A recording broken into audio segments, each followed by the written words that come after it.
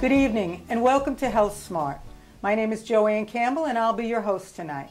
Health Smart is a series of great health information programs brought to you by Hudson Valley Hospital. Every month we have a new topic and a new guest.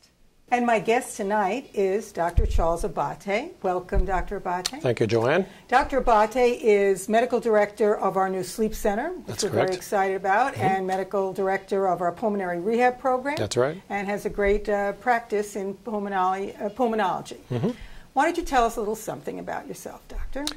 Well, I've been on staff here at Hudson Valley Hospital since 1992. My practice is in Ossining. Primarily pulmonary medicine, as well as internal medicine and sleep medicine as well. I'm board certified in all those subspecialties. Okay. Well, we're so glad to have you at Hudson Valley. Great to be here. It's a privilege to work with you every day, which I do. Let's talk about sleep. Let's talk about why, why we built a sleep center right here at Hudson Valley, how important it is to the community. Can you help us think more specifically about sleep and sleep disorders? Absolutely. Well, first and most importantly, sleep is not the absence of wakefulness. Sleep is a very complex, integrated state of being that is very important for our health and well-being. It is basically considered one of the three main components of maintaining good health, and that includes exercise, as you are familiar with, nutrition, and then sleep. Basically, to maintain adequate good health, both from medical issues, cardiovascular, diabetes, hypertension, also neurocognitive issues in terms of our mental health, our memory, our activity and attention during the daytime. These are all extremely important, and sleep plays a very important role in that. It's really well put for people who are out there, walking zombies. I never get enough sleep. I don't have time to sleep. I'm so stressed out. I'm having trouble sleeping. That's right. I mean, you can't open a magazine or watch TV and not have someone with some level of awareness that sleep is important and they're not getting it. Well, Joanne, it's been estimated that approximately 70 million adult Americans have some sleep impairment. Now, these can vary from different conditions, such as brief insomnia, possibly related to a brief stressless situation, where a person may have a few nights of impaired sleep, going into chronic sleep disorders, such as chronic insomnia, obstructive sleep apnea, restless leg syndrome, and narcolepsy. Okay. And a good question came up before the show. How do people know if they need an intervention for this? Sleepless, like you're saying, it's not wakefulness versus you have to go to sleep. You have to go into certain stages. Is that correct? How would someone know if they're not? What would be the signs? Like you just mentioned, feeling fatigued during the day. But correct. Anything more specific that? Well, again, most people don't perceive that they have a sleep disorder. It's estimated that 85% of people do not complain of sleep to their physicians. The majority of physicians don't ask questions about the patient's sleeping habits. And again, it is important. We as physicians need to do that because it is such an important part of our general health. The patient themselves, they may perceive, as you just mentioned, they may feel tired or fatigued during the day. They may have some mood disturbances. And over a long period of time, this can become serious, can lead to depression, anxiety, their quality of life, their interaction in the workplace, their interaction with their family. So again, that's how the person may initially perceive or maybe present to their physician with one of those kind of complaints. And it's exciting because healthcare is moving into more of the wellness model, and here it's part of that triad that we're trying to help people understand that if you don't feel well, there are things that you have to get in order: some exercise time, That's right. a better diet, and sleep. So Absolutely. I love that it's part of that triad. Now, let's talk about sleep recommendations. What are we up to? 5 hours, 6 hours, 8? It was supposed to get 8. Well, that's a great question. 100 years ago, people were sleeping about 9 hours a night. And obviously they weren't distracted. The invention of the light bulb in the late 1800s and so on, but they didn't have television, computers, iPhones, and so on. As we come into the later decades and now, it's felt that people generally sleep less than 7 hours a night, and that's not adequate. Adequate sleep for an adult is at least 7 hours, more 8 hours a day. Now, for children, adolescents, they need to sleep longer. They need to sleep 9, 10 hours a night. But in general, we all need to get at least 8 hours of good, what I like to call restorative sleep. Now, you have to understand that somebody who may be in bed and thinking that they're sleeping may not necessarily be getting a good night's sleep. They may actually, in fact, be what we call sleep deprived for whatever reason, perhaps from some sleep disorder like obstructive sleep apnea, or their sleep pattern may be disturbed. What I mean by that is that they're not getting into their good restorative sleep. Now, you asked me about sleep. And again, sleep is a complex condition. It is considered, well, we spend a third of our lifetime sleeping, don't we? Which for the average person is about 25 years. And during sleep, we spend time both in what we call REM sleep or rapid eye movement sleep. We spend about 25% of the time in REM sleep, and we can talk in a little more detail about what that is. And then non-REM sleep, or NREM, non-REM sleep. And that's when we go into somewhat of the lighter stages and then also some of the deeper stages during non-REM. And we spend about 75% of the time in sleep in non-REM. To go into some of the details about these sleep stages that I just talked about. This is important. There's a lot of theories. You know, why do we, well, big question is, why do we sleep? Why do we need to sleep? We don't really know. We do know a lot about sleep over the past 60 to 70 years, but we still don't really know what is the importance of sleep. We actually know more what happens when people don't sleep and sleep deprivation. But there are some theories and there's some thinking that there's some restorative importance. And what I mean by that is bodily restorative functions, improving the immune system, cellular function, but also neurocognitive restoration too, in terms of memory and our sense of attention during the daytime and able to perform activities during the day. So these are all factors that take place during non-REM and REM sleep. REM sleep is rather interesting. REM sleep was first documented in the late 1950s and early 1960s when sleep, those first pioneers of sleep decided to put an EEG or an electroencephalogram on somebody who's sleeping. And they saw some interesting patterns at this particular time where the brainwave activity was actually similar to someone who is awake, perhaps relaxed, but nevertheless awake. But also during this particular pattern, they noticed that the patient was illustrating certain eye movements. These eye movements, eyes were going back and forth. In addition to that, also was that this very extreme atonia or muscle relaxation. So during this stage, which they called rapid eye movement because it was characterized by these eye movements, the brain was extremely active, but the muscle tone was extremely relaxed, almost to a paralyzed state.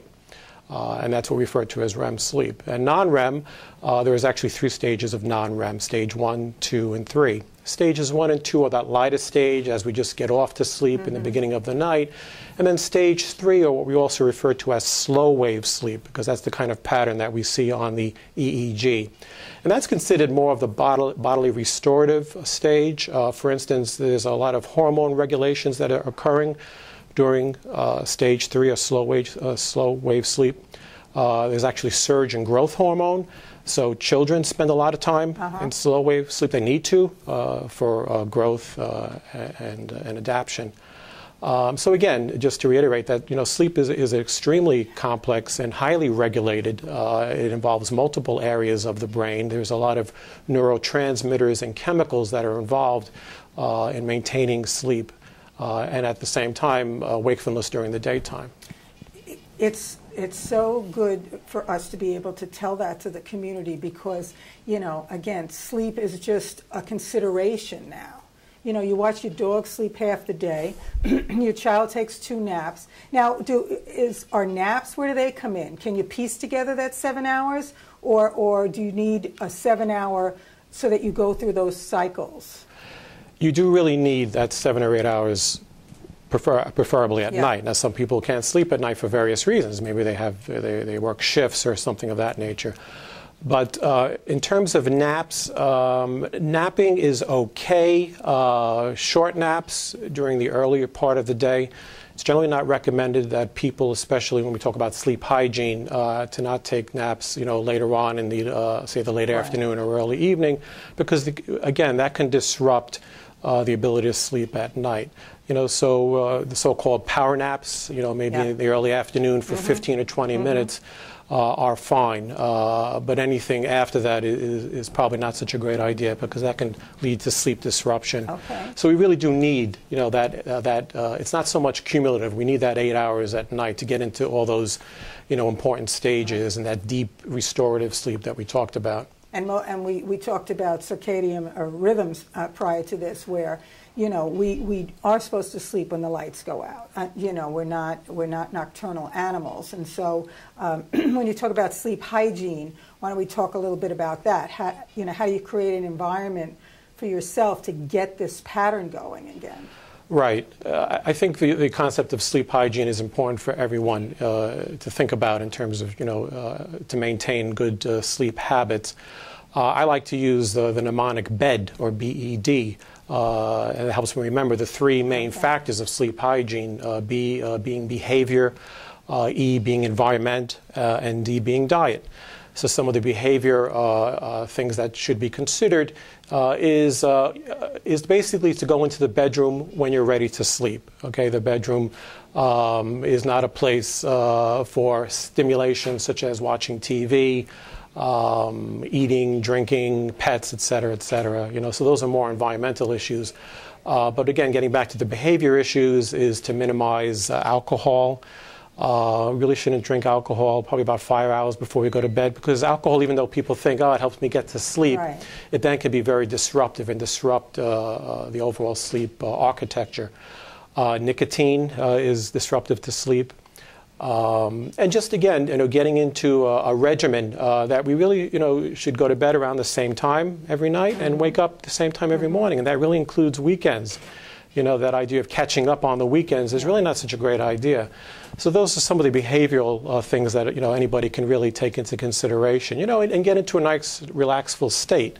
Maybe not watch the 11 o'clock news before you go to bed, right? And, you know, keep the computer or the laptop out of the room. Environmental issues, the room should be quiet.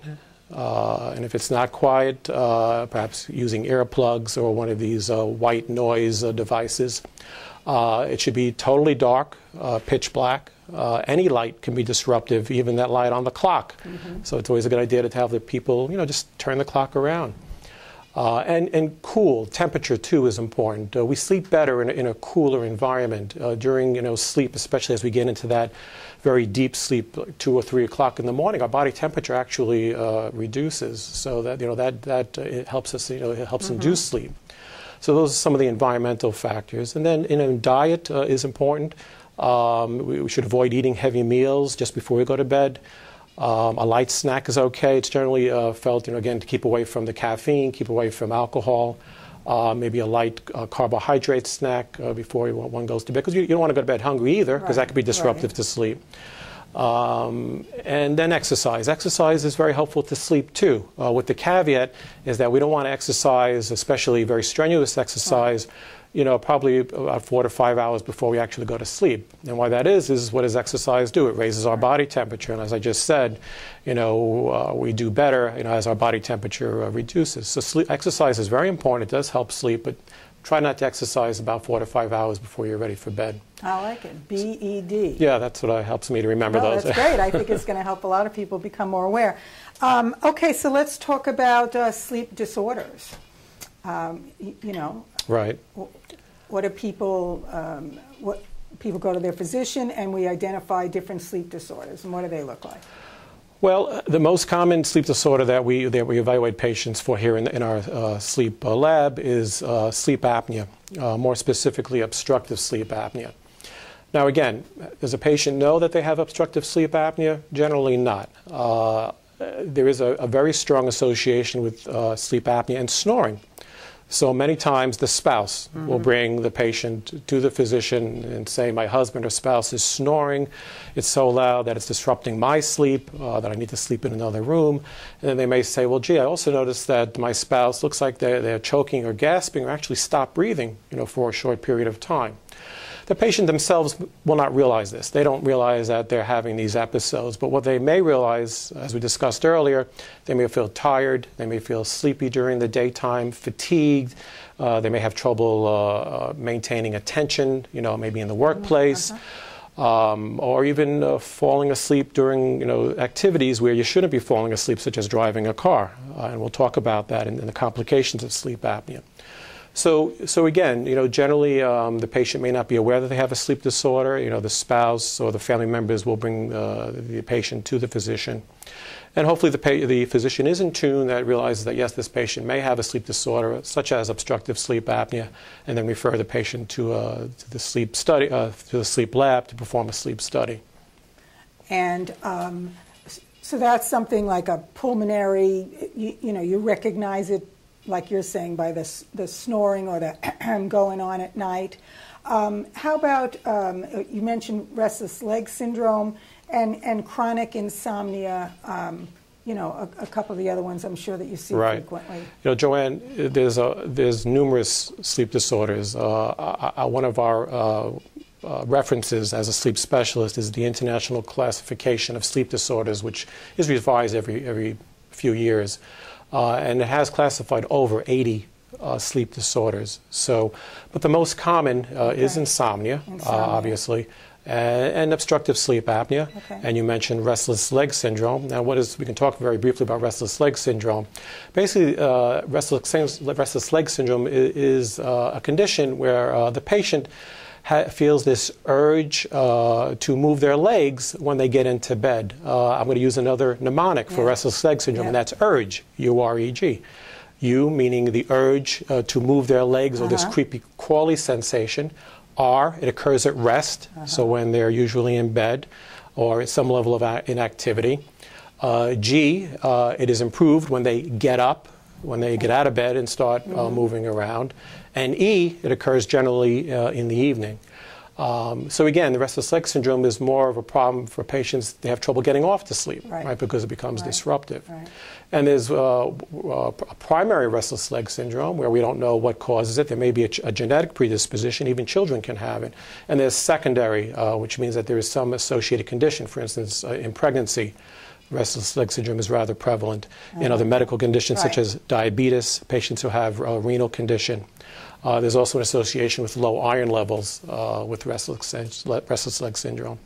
And there are treatments for that. There are medications that do help and work fairly well. One of them is called Requip, R-E-Q-U-I-P, which would be taken sometime before bedtime to relieve that sensation and so on. So different disorders, different treatments. Now, let's talk about the sleep lab.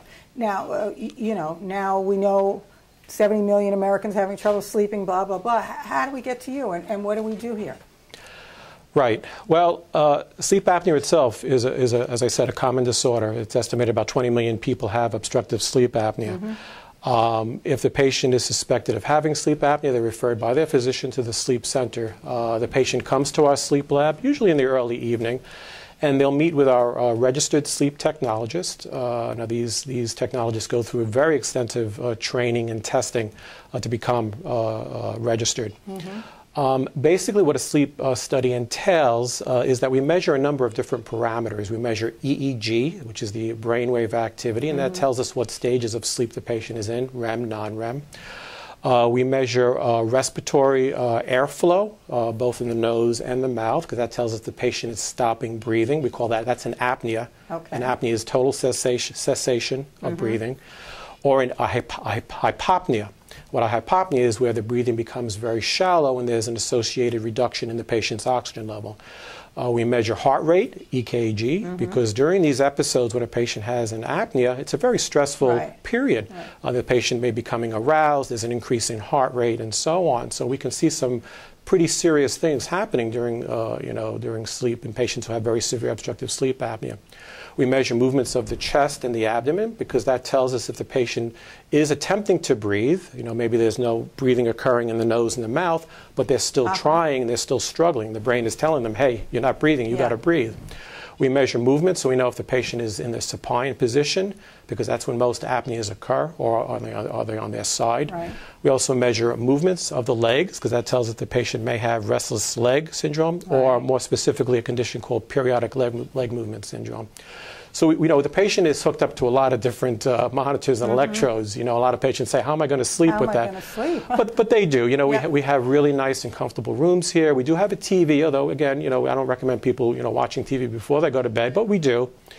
If the patient is using a sleeping aid or a medication, we will allow them to take that because, again, we want them to sleep. We really need to test them for at least 4 hours to really get a good indication of whether they have a sleep disorder.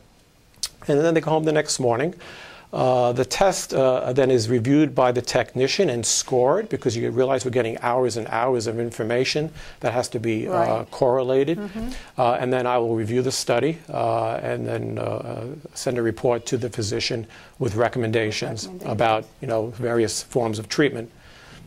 And so patients would, again, people out there hearing about, how can we help you sleep better? Sleep is one of the 3 most important restorative, great word, How do we expect this machine to keep going without some restorative activities? And so they can come to the sleep lab, spend an evening, and then, at least there's a greater understanding of, what could be going on. And what can we do to help them sleep better? Well, that's an important question. So we've done the study. What do we do now? Well, it depends. Let's say if a patient, we find that they have, significant obstructive sleep apnea. And how we determine that is basically to see how many episodes of apnea or hypopnea that they have.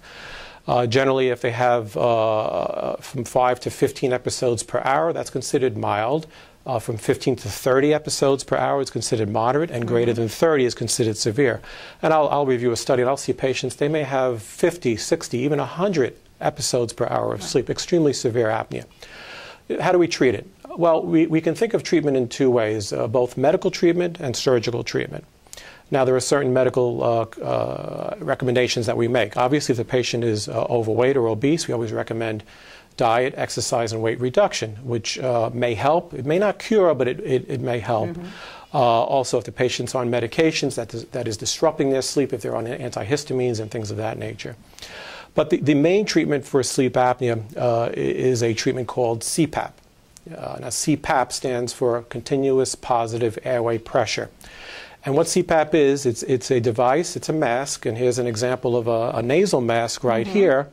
And what this device does is it basically is fitted over the nose or the nose and the mouth, depending on what works best for the patient.